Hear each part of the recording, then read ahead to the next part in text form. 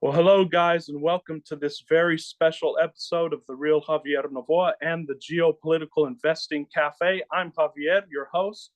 And as everybody knows, unfortunately, a little under a week ago, Israel mounted an unprecedented, unprovoked attack on the Islamic Republic of Iran. And of course, they were in negotiations with the United States, and we were to have another round of negotiations with Iran on this last Sunday. Of course, that did not happen. Ali Shamdani said that we were close to a deal. Of course, we already made a deal with the nuclear deal that Obama made, and then President Trump, of course, canceled that. But we are now in a very precarious situation. We do not know whether Donald Trump is going to enter the war as of yet. He said he has already given the go ahead for the plan, but has not made the decision on whether the United States is going to enter. With this and all the shocks and increasingly uncertain financial system, I have the indefatigable, the maverick investor, Mr. Jim Rogers, on this channel once again. Thank you, Jim, for joining us once again at this virtual table. I'm delighted to be here, but listening to your introduction, I should probably go away and hide. And that's what we've said many times, Jim. So, how did we get here? It seemed as if we were at least on a path to peace. Donald Trump said throughout the campaign that he was against foreign wars, and just a few weeks ago in Saudi Arabia, he railed against the neocons. It now seems that the neocons in his circle have gotten to him, so to speak, and that he's increasingly marginalized the anti-war faction of the MAGA movement. How did we get here, Jim? Well, my experience of watching Mr. Trump is he changes. He doesn't have a guide. Margaret Thatcher, we knew what she thought. No matter what happened, we knew what she would do. With Mr. Trump, he doesn't have that. I don't think he has that same kind of guiding, underlying, strong philosophy that she and many other people have had. Mr. Trump just watches TV and decides what to do, no matter what it is. And that can be a problem. It might be great, but it's more likely to be a problem. So I don't know what Mr. Trump is going to do. And the one reason I don't know is because he doesn't know. He doesn't know what he's going to do. And it could be bad for all of us. And we pray not and we hope not. Do you believe right now, just based on your geopolitical analysis, because I know as an investor, you've rubbed shoulders with a lot of politicians and a lot of financiers, and you sort of know how they think. Is the United States preparing for direct involvement, either via naval protection or full-scale strikes? And do you think we're actually going to start bombing Iran any minute now, or do you think that cooler heads could prevail and we would not get involved in this as the United States? Well, if we've got good sense, we won't get involved. We both know that. I hope they know that in Washington. The problem is, I don't know if there are cooler heads. As I say, Mr. Trump just sort of figures out what to do on the run, and depends on what emotions he has after watching TV. And it looks terrible. I mean, just reading the news or watching what's going on, it looks like other periods throughout history when a bunch of small wars have suddenly become a big war. And everybody says, oh my God, how do we get into this? How do we get out of this? But usually there's no way out when you get into a big war and people are emotional and scared. So I don't like what I see. I hope I'm very, very wrong. I hope Mr. Trump can figure out some way to come home. And you said this last year we talked when Israel and Iran exchanged strikes. And now, of course, it looks like Iran is doing quite a lot of damage. It looks like, according to people like Scott Ritter and others, that Iran has a lot more capabilities than the United States and Israel gives it credit for. You had the feeling then last year, you said that it looks like someone's trying to make peace and cooler heads will prevail. So now you have the feeling that this actually might go off the railway, so to speak? Only because it's out of control. It seems to be getting out of control. Yes, if there are cooler heads around that somebody will listen to, let's hope. Let's hope. But just sitting here far, far away, it doesn't look like, well, it looks like cooler heads may not prevail. And that's pretty scary indeed. So, Well, I hope you're scared. I'm scared. for sure. And you knowing a lot about China, and you go to China a lot, you're near China. Now, a lot of people don't know that China gets 50% of their energy needs from Iran. They are very long-standing allies. How does this play out if the United States does go ahead and strike Iran or even send that mother of all bombs that they're talking about? Does China get involved militarily or in some other way? And do you see this as leading to perhaps a world war between superpowers, maybe? Well, what you just described is not good. I mean, if people, big guys, start hitting each other with bombs, they feel they have to hit back.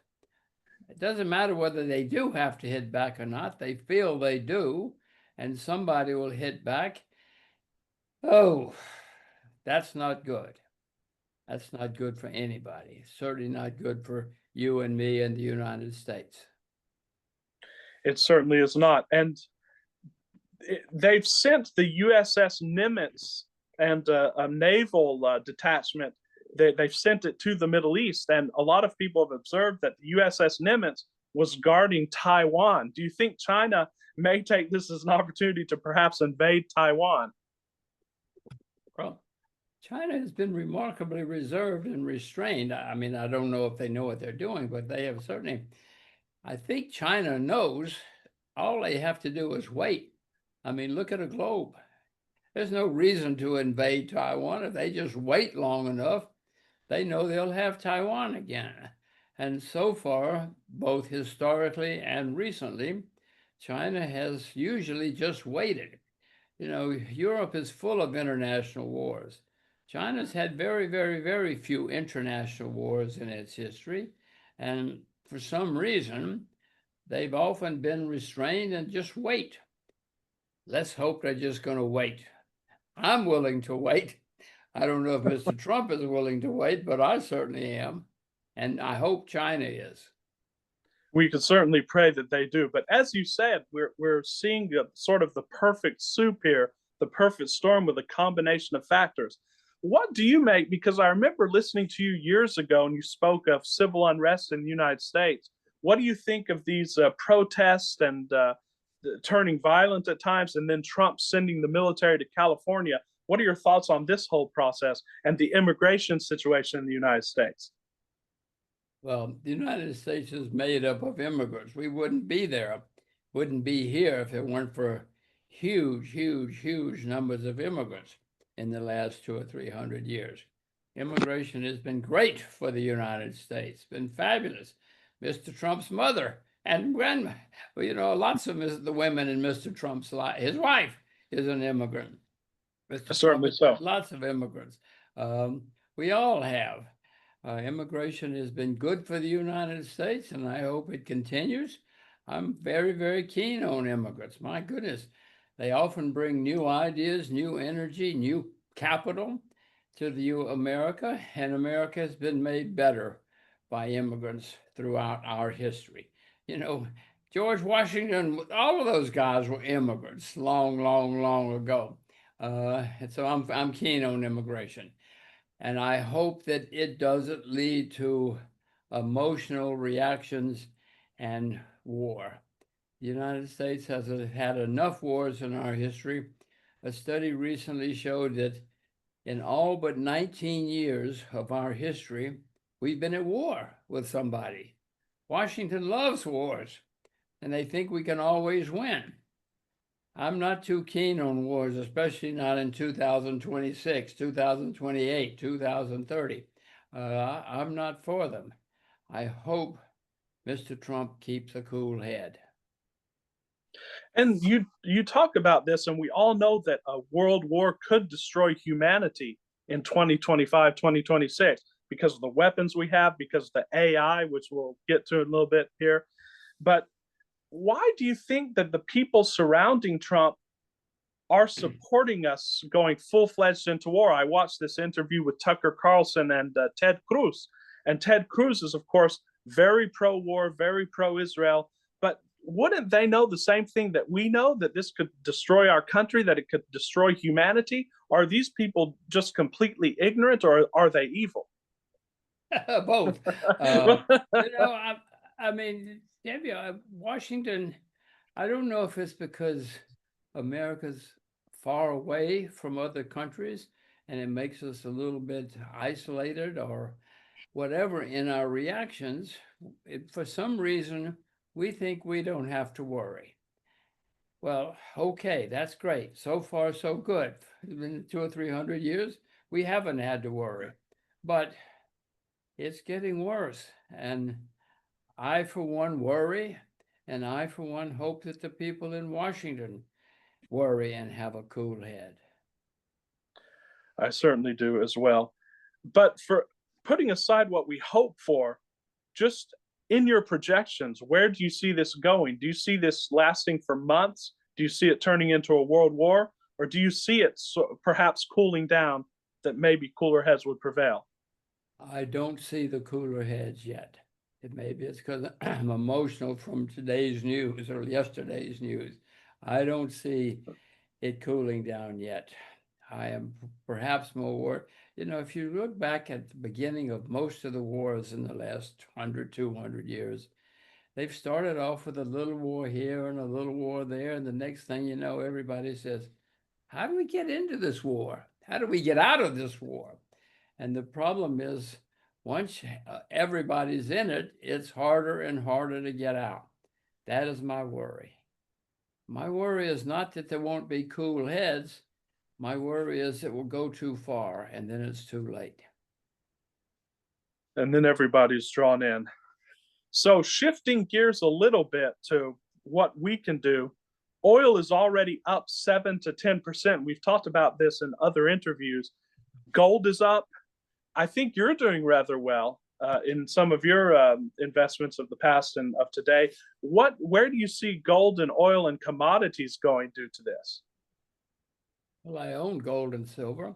So this is, it's good for me that my gold and silver are going up. I'm not selling. I even bought more of both not too long ago. I'm not buying any more now, but I'm certainly not selling.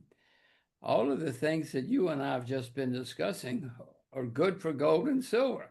I'm not saying let's have a war for gold and silver, Of course not. but at least that might be one protection for a while. The problem is, of course, you know as well as I do, that eventually gold and silver can go down a lot, and they have at times in history. And if things can really get out of control, yes, it's good for gold and silver for a while, but eventually even gold and silver go down a lot because people say, oh my God, get out of everything. Of course. And so that's just what Mises called the crack up boom, where everything just crashes. Unfortunately. Yes, I'm not keen on a crack up boom. Not nor am I. Another perhaps winner from this, and this is a side of this conflict that not a lot of people are talking about, that AI and Palantir, there are reports that Palantir and other Western AI firms are actually helping in the war. They're helping the IDF, they're helping US intelligence. And a lot of people are saying that Palantir is taking us very quickly into an AI induced sort of tyranny. Do you see that happening? Do you think AI could just get totally out of control and could be used by certain powers to control every aspect of our life, find anyone you want at any time you want, as they're doing now in Iran? I know it could get out of control. I know that throughout history, no matter what the new technology is, and no matter how exciting it is, it often gets out of control. And people don't think it's going to get out of control, but because of the miraculous nature of these new technologies, it gets out of control. They're wonderful. It's fantastic. It's like electricity. Electricity is wonderful, but it got out of control a few times in history. Nobody expected it to, but human beings are human beings. And anything can be used for good and for ill. So, meanwhile, experts are talking about the fact that inflation may surge just as Powell is resisting Trump's demands for aggressive rate cuts. I'm not sure if you saw the spat between Powell and Trump today, with Trump calling Powell stupid and saying that he should take over the Fed and interest rates policy. Trump wants him to cut interest rates, but Powell is not doing that. Trump's calling him incompetent, a globalist, and vowing trying to remove him and so on. So do you think Trump could end central bank independence, even though the central bank is not good? But I do think it's good that they have a measure of independence from the government. Well, it's always better that anybody has independence from the government, especially these days. So yes, the central bank was set up totally independent. That was the intent in the beginning. It still is, but that does not mean that somebody cannot come along and change it.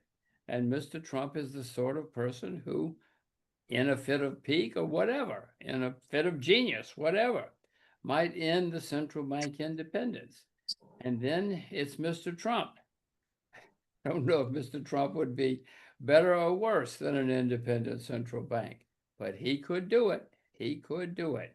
If he does do it, I, for one, will be very worried. I, for one, will be worried that inflation is going to get much worse in the U.S. and the world.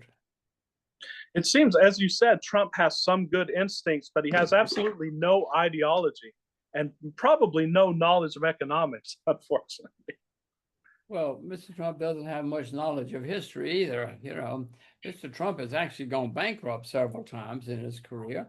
Nothing wrong with that. If you can recover from bankruptcy and learn from it, you might be better off. Mr. Trump certainly has experience going bankrupt. Let's hope he doesn't bankrupt the whole world. Amen to that. So, what do you recommend people do now with this new turn of events? And maybe what are you doing with your money? Besides gold and silver, is there anything else that you're watching for now with the turn of these events? Well, most of my money is in cash in US dollars, and specifically in US dollars, because I know that when there's a problem, people look for a safe haven. And at the moment, anyway, the US dollar is considered a safe haven. It's not a safe haven, but people think it is for historic reasons. I mean, the US is the largest debtor nation in the history of the world. So it's not a safe haven, but the perception in most of the world is that it's a safe place to be. So I have a lot of money in US dollars. If it goes up a lot, I hope I'm smart enough to sell. But then your next question should be, and where will you put the money? And my problem is, I don't know. For one of the few times in my life, I don't see an alternative competitor to the US dollar. I've got to be one. There always is. I just don't know what it is right now. If you know, don't say it out loud. Send me a private email. For sure. And incidentally, have you heard from any of your contacts there? There was a report that North Korea, the United States, has reached out to talk to North Korea, and they've ignored us. It's as if North Korea has no interest anymore in engaging with the United States at all. Well, I hope the U.S. has reached out. I hope somebody's reached out to North Korea. It's a little bit absurd. If a Martian landed and looked around, he'd say, what is this? They speak the same language. They use the same chopsticks. They eat the same rice. What are they talking about? It should be at least if I were in charge, I would open the border. I would just open the border. I didn't say unification. If you just open the border, the Koreans have been there a few thousand years. They'll figure it out. That's not the case right now, of course. The border's closed and full of guns. But if you could open the border, that might eventually solve the problem. I certainly don't want to go to war over Korea again. And I hope nobody does, including the Pentagon. The problem is that we, the U.S., has 30,000 troops in Korea, and we won't go home. because the Pentagon thinks it's the place they can keep troops on the Chinese border and the Russian border, which they want. Now, I'd go home, but I'm not the Pentagon, and they are not. You know, Mr. Trump thought he was going to get the Nobel Prize by opening the peace in the Korean Peninsula, but the Pentagon said, Mr. Trump, you do what you want, but we're not going home. He said, look They at the map. disobeyed his orders.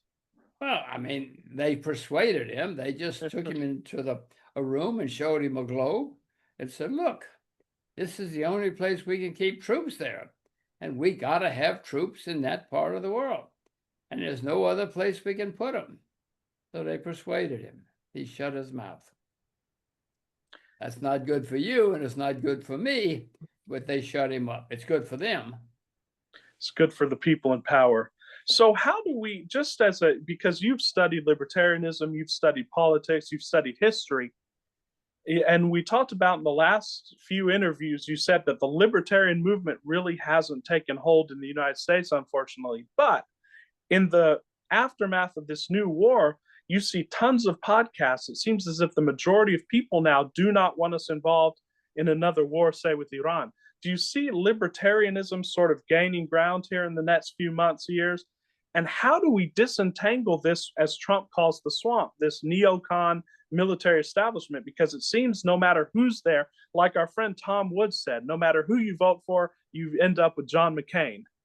How can we get rid of that sort of tangled web of neocon dominance? Well, you have just answered your own question. We have not been able to get rid of whatever it is, whether you call it the Pentagon or the military industrial, whatever you want to call it, it doesn't matter. You and I and many other people can sit around and say, wait a minute, guys, let's calm down. They don't calm down. They get more agitated. They get more concerned, more riled up. Is that good for the world? No. Is it good for you and me? No. No. Can we stop it? No. So far, no. I mean, the U.S. has been a country since 1776. In all but 19 years of that period, we've been at war with somebody. Washington likes war. I'm not keen on it, but Washington loves it. I repeat, in all but 19 years of our history, we've been at war with somebody. Don't think it's not going to happen again, because it is. Is it good for us? No. But somebody likes it. Somebody in Washington likes it, and always has. Ton of financial interest there. So it is a... Whatever the interest, in all but 19 years since 1776, we've been at war with somebody. So it is a sad state of affairs. And as the Chinese curse goes, may you live in interesting times. We're in very interesting times. So, Jim, thanks for taking the time to talk to us here again. You know, it's my pleasure. I always have fun talking with you. So whenever you want to do it, let's talk again. For sure. And let's all pray for peace. Let's hope that the airwaves are open. That's what Let's hope that we can talk in the future.